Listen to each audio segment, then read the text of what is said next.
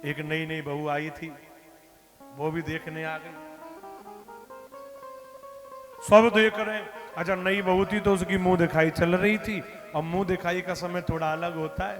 जो भी कोई आता है तो वो मुंह देखने के पैसे देख के जाता है, पैसे देख के जाता है, तब मुंह दिखता है। तो माताओं के लिए अच्छा साधन है ये। तो बेचारी आई बाहर, देखने लगी। अब देखे कैसे? अगर फ्री में मुंह दिख जाएगा सबको तो फिर देखे कौन देखेगा? तो घूंघट लगा रखा था। अच्छा, घूंघट में आनंद थोड़ी आता है देखने में। राम जी जैसे सामने हो और घूंघट लग रहा हो तो पर्दे में क्या आनंद है?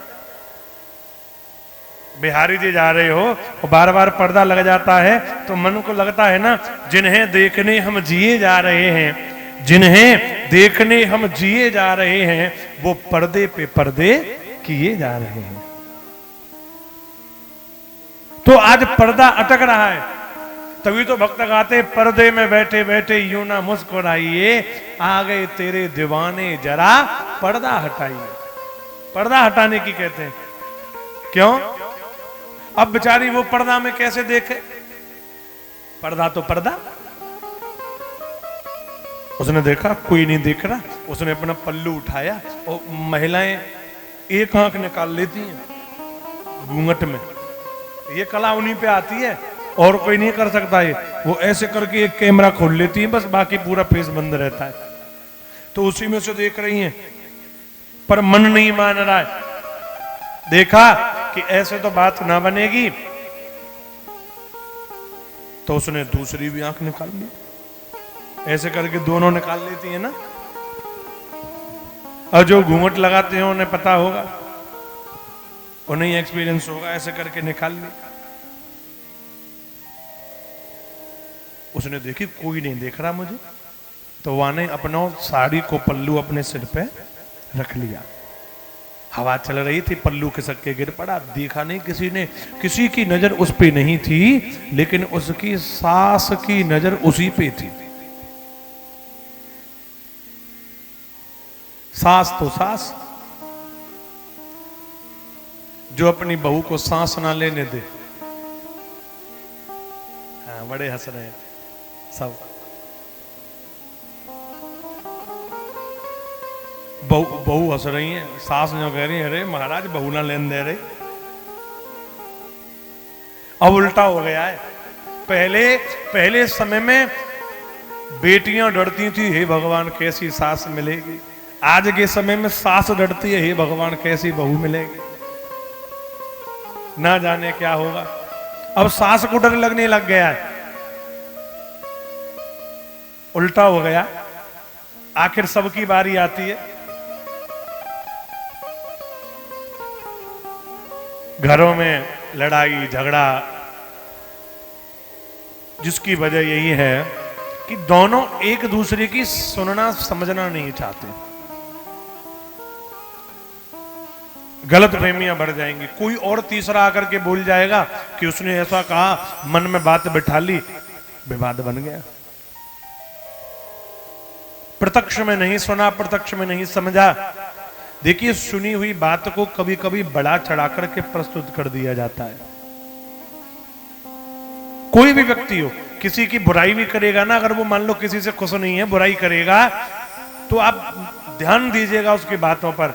वो एकदम सही सही बुराई नहीं करेगा, उसमें बढ़ा चढ़ा के करेगा। उसके बारे में जब भी बताएगा तो कुछ ना कुछ थोड़ा सा उसमें मिलावट जरूर होगी, बुराई में भी।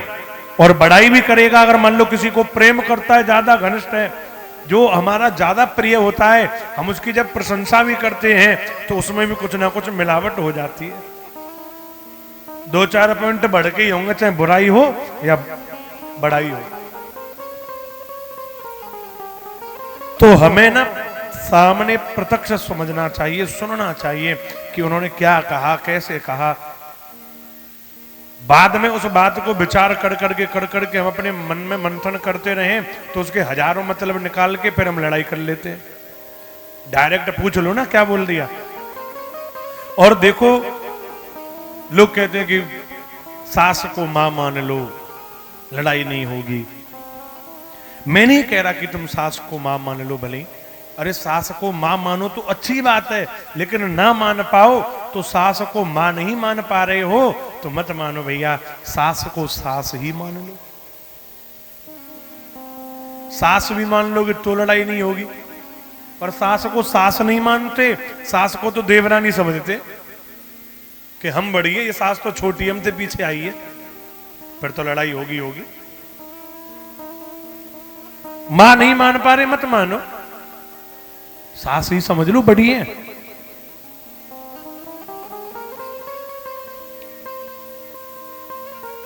कोई बात अगर मान लो दोनों में से किसी एक को क्रोध आ रहा हो, उसका मूड खराब हो, वो गुस्से में बोले तो दूसरे को चुप शांत रह जाना चाहिए, उसी समय लड़ाई नहीं हो सकती है। पर विवाद वहीं छिड़ता है जहां दोनों स्पीकर शुरू हो जाते हैं। फिर बोलो जय श्री राम।